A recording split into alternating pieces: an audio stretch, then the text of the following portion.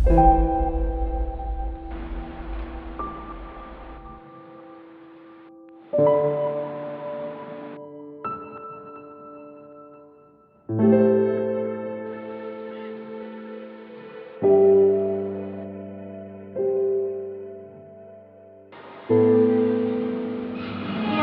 ไฟครับ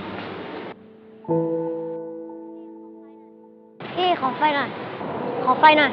พี่ขอไฟหน่อยหนูดูดเองจริงเหรอไม่ได้แล้วมั้งอายุยังน้อยอยู่เป็นมะเร็งเนี่ยต้องไปเจาะคอไม่กลัวหมอผ่าตัดแล้วน้องบุหรี่มันมียาพิษอยู่นะ มันทำให้หน้าเหี่ยวด้วยนะ